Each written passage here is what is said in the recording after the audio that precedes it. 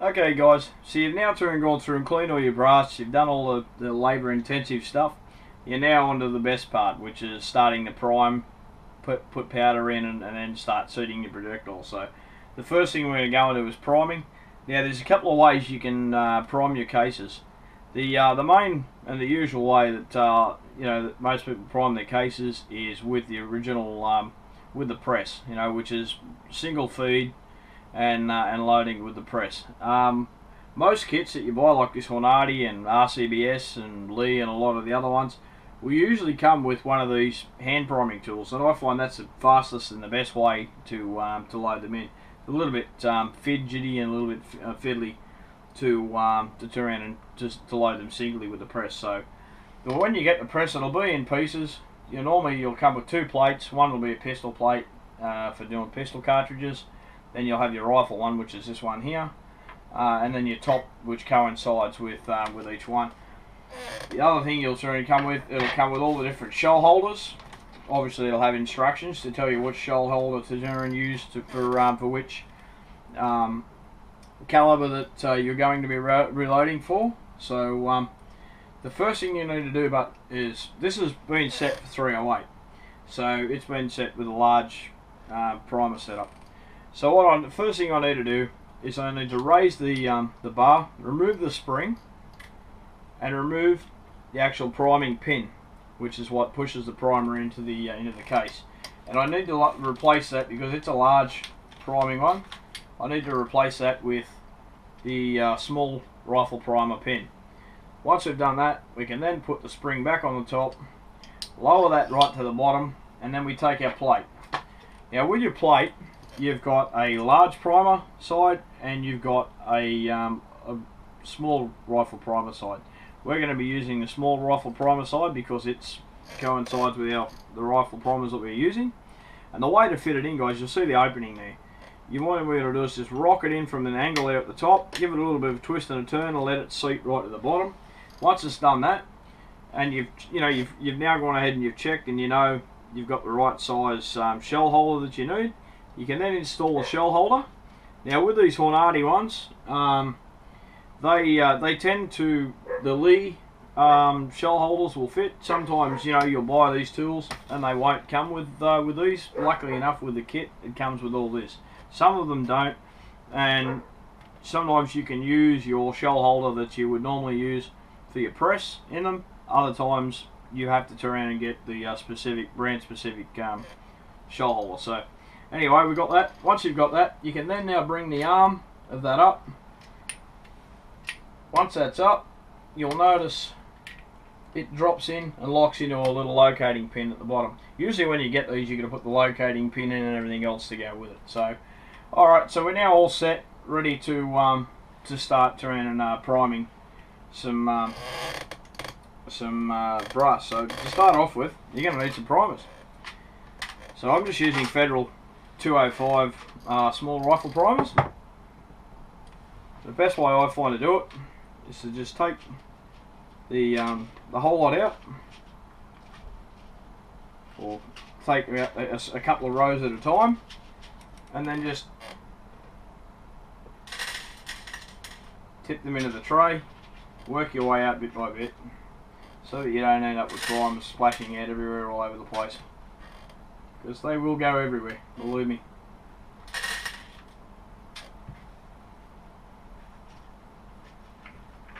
They can be buggers sometimes. Okay, I'll fit the last lot in.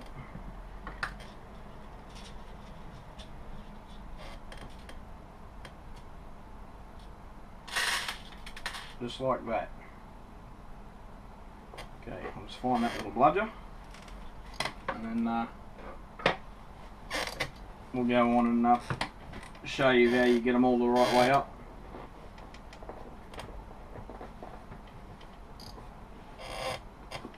Alright, okay.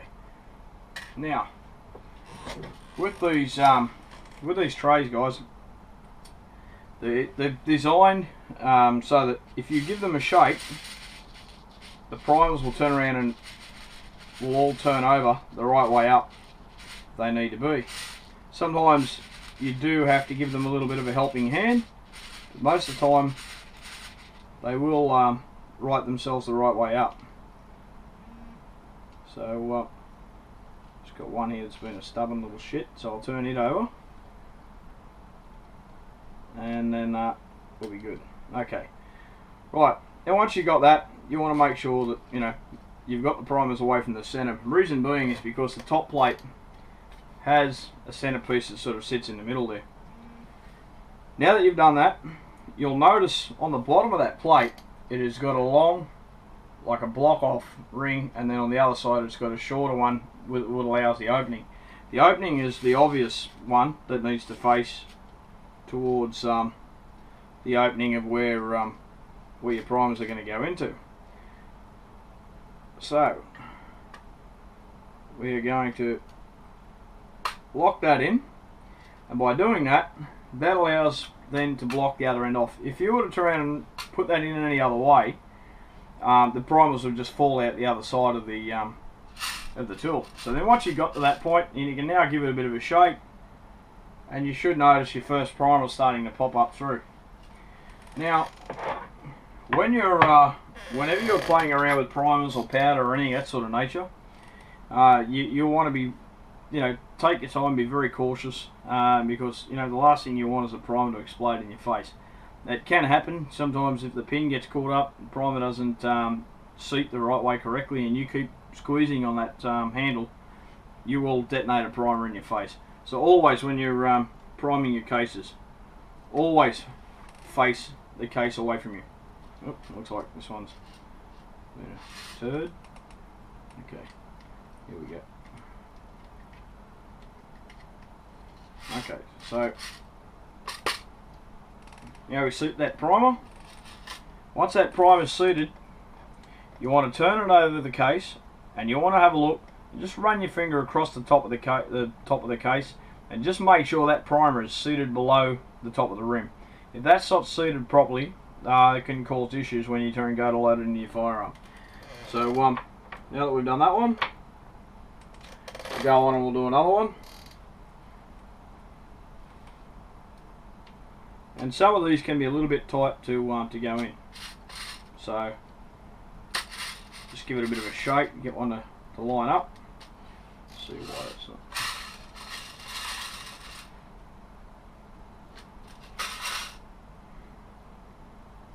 Okay, got the primer stuck there, rotten thing.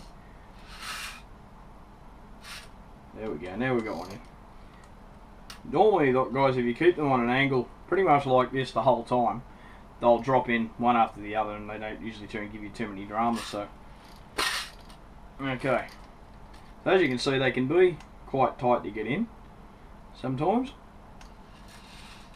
Okay, next one set, ready to go. Like I say, if you get that right angle and get that angle right, you can pretty much just bang them in one after the other, and it's a pretty quick process. That one went in quite nice. Again, checking the making sure that it's seated correctly.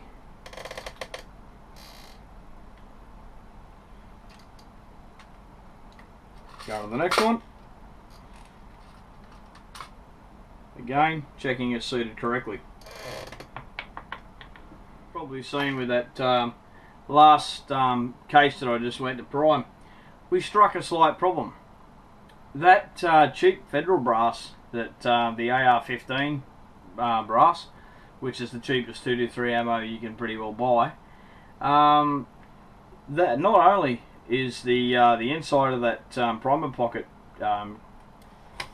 being crimped, but it is also a lot tighter than the primer pocket, brass that you can actually turn and reload. So we struck an issue with that.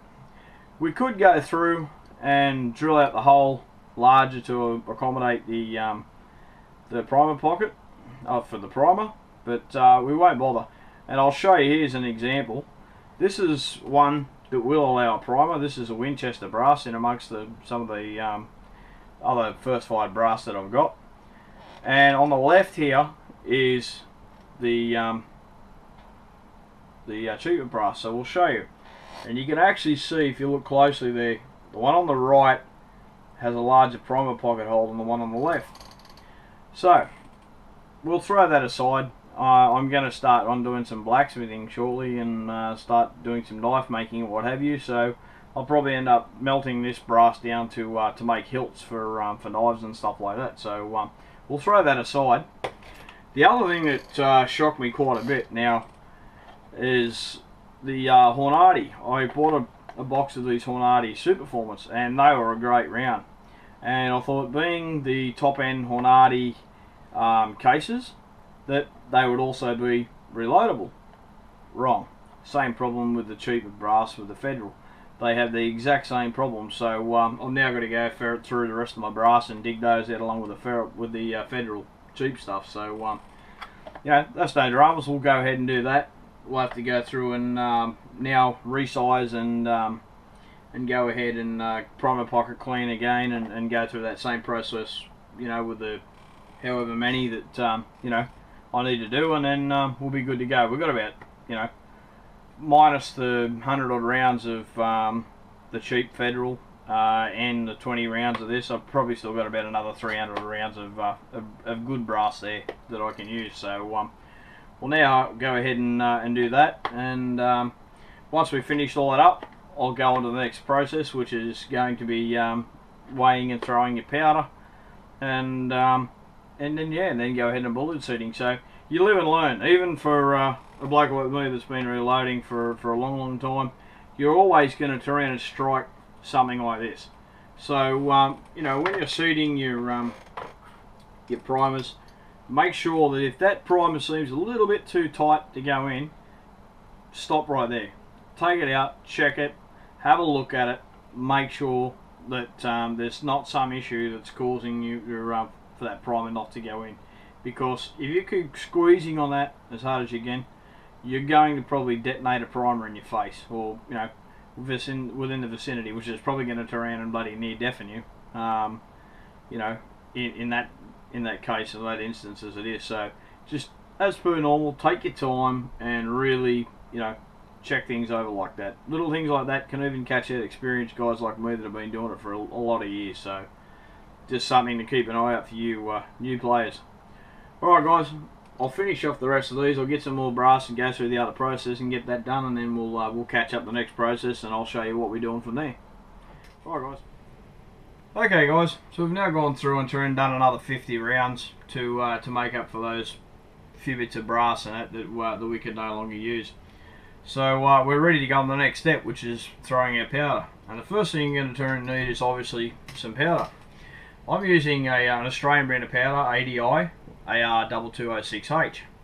Now, because we're using an Australian powder and the projectiles that we're going to be using are an American projectile, when you go to your nozzle book, which I have here, you're going to go through to the actual projectile that you're using, and you're going to notice, so we're looking for the 60 grain Nosler ballistic tip, which is the ones we have here.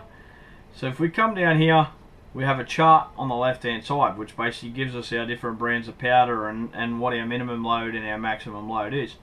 Now if you have a look on this chart, you'll notice there's no AR2206H, and that's because these are all American powders and this is an Australian powder. So what we need to do is we now need to turn and switch over to our AR2206 powder equivalent in our ADI powder hand loaders guide, which is to suit our Australian powders.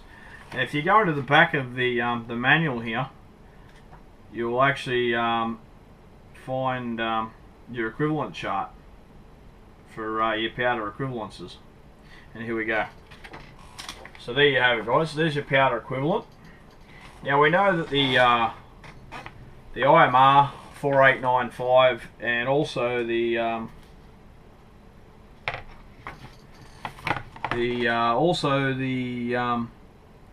Hodgkin H8 4895 is an equivalent for 2206H. We know that already.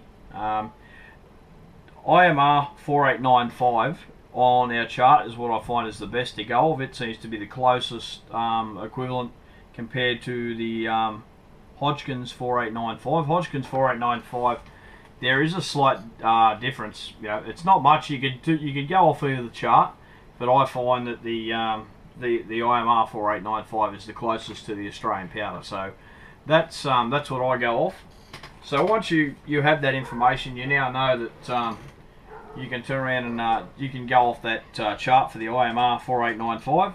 You'll come along and you'll see it'll say you've got basically a minimum load, and the minimum load for these projectiles is 23.5 grains of powder, and the maximum load is 25.5 grains of powder, and the recommended load for that cartridge, that weighted projectile, is actually 24.5. Is the recommended from what's in the book here.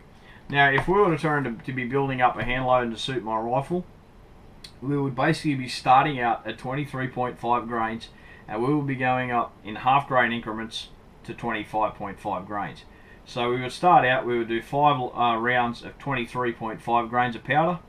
We would then step up to 24 grains of powder, then 24.5, and so on and so forth. Oh, sorry, 24 rather, and then 24.5, and so on and so forth until we got to the maximum. We would then go out and we'd shoot 5-shot groups with each one of those loads. We'd find our best grouping load, and then we would then either come back, depending on the results we got, we would come back and we would pick the tightest groups, and then we would then go up in 0.1 grain increments and load 5 rounds of each again until we try and narrow that accuracy down to as close as we could, the tightest groups that we could get. Being these are a hunting round, and we're not too worried about at the moment setting a working up a load for this projectile at this point in time. We're just going to basically go off the manufacturer's recommendation. So which would be for this would be 24.5 grains of powder. Right, so now we have that information. We know what we need to throw our powder weight to. The first thing we're going to do is we're going to open up our hopper on our powder thrower. Okay. Now we're going to fill the hopper completely, because we're going to be using all this because we're going to be reloading some 308 as well, and I use my 2206H for 308 as well. So we're going to fill the hopper. We'll put the lid on here. Okay, the first thing you want to do too, once you've got to that point, is you want to screw your powder measure all the way in. Okay, because we're going to be starting from scratch. The other thing that you're going to need is obviously your tray and your dispenser funnel to pour your powder in. Another handy thing to have, which also usually comes in the kit, is a powder trickler. So if you throw every now and then a little bit short, you can just use the powder trickler to trickle a little bit of powder in to get to the weight that you want, and then you're good to go. The other thing you're going to need obviously is something to weigh the powder with, and in the Hornady kit it basically comes with the scales. Now I won't get into calibrating the scales. There's a weight there to calibrate the scales. This set of scales has already been calibrated for where I am. Depending on where you are and the humidity level in your area, you may want to recalibrate, but because I'm reloading at the same location all the time, and the temperature's sort of around about the same when I reload, so we're not too worried about it. The first thing we're going to do is we're going to turn it on. Okay, once it's turned on, you can sit your tray on there, and you probably wait a good 30 seconds, 40 seconds. After you waited that time, every now and then I'll just lift up. Because of these scales the way they are, if you're not using them actively, you'll find that you'll tend to they'll shut themselves off. They're an automatic shut off, so you don't waste any battery power. So you just keep lifting them, checking them. While that's warming up and doing that, I'm just going to turn around and fill up my trickler. Just by this is another way to make sure that my powder drum, which is this is the powder drum, make sure that it's full. Okay guys, now you've turned and gone through all that process. Now you're at the final stage. It's time to start throwing your projectiles. So the first thing you want to do is you're going to want to turn and set up your die in your collar, and you're going to pretty much do that the same way as the way we set it up for our resizing die. So you basically, again, you're going to bring that arm all the way down, bring it up so that the bottom of the die is touching the top of the shell holder. Again, you're going to turn a quarter of a turn again, and just check that that's camming over like so.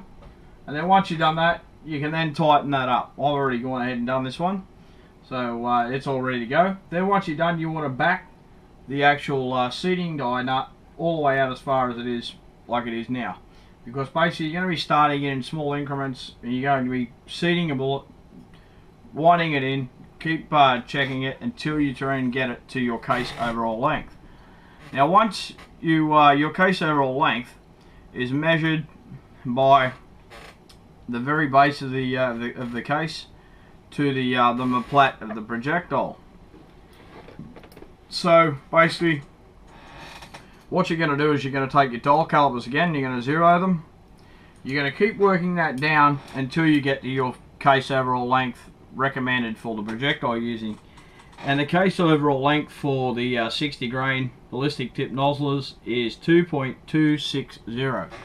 So basically what you're going to do is you're going to seat a bullet in, and you're going to turn and you're going to check it, and you're going to keep bringing that projectile in until the case overall length reaches that point. Once it reaches that point, and you measure it, like I say, from the base to the maplat. The maplat is the very tip of the projectile. Okay, you're going to do that for the first one. If you don't have a bullet comparator, which is this tool here, this tool here is what they call a bullet comparator. It goes onto your set of dial calipers, and what it does is it allows you a lot better consistency with your case overall length if you're going to load for precision, or even if you want to make sure that you stick to the same case overall length and you don't go below. So when you buy it, it comes with a kit like this.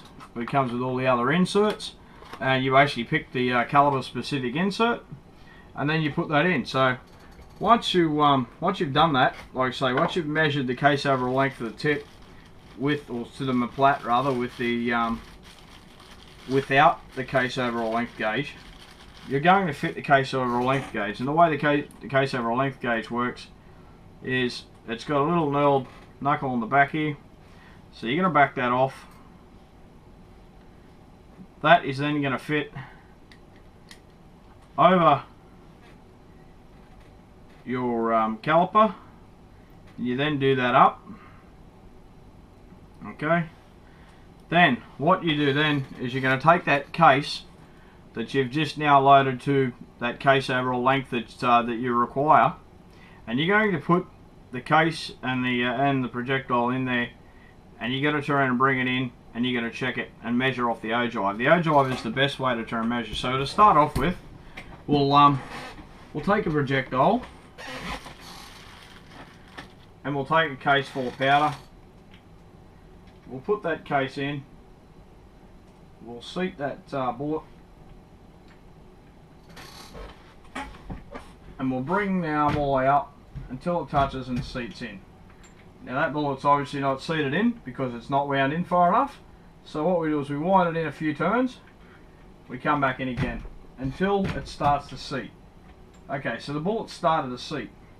It's only barely just in there. Okay, so without the bullet comparator on, I'll just quickly take that off. We're going to turn and take our projectile on our case. We're going to measure it to the maplat. Like I say, the maplat is the very tip of the projectile, and we need what was it? We say it again.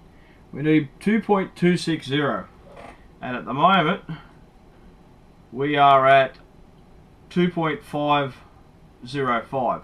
So we know we need to go in a fair way yet. So what we'll do is we put our case back in.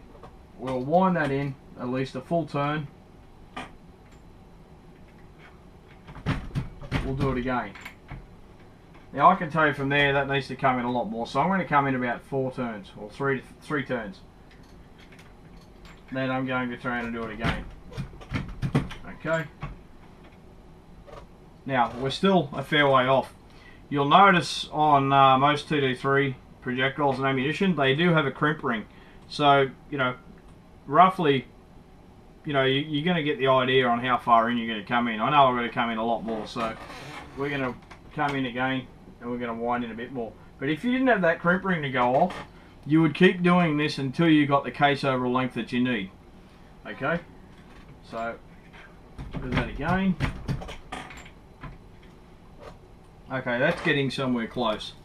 So we'll just check again.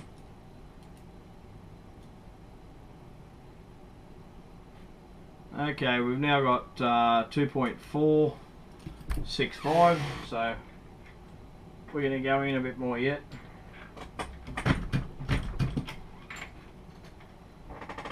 Okay, now we're getting really close. So,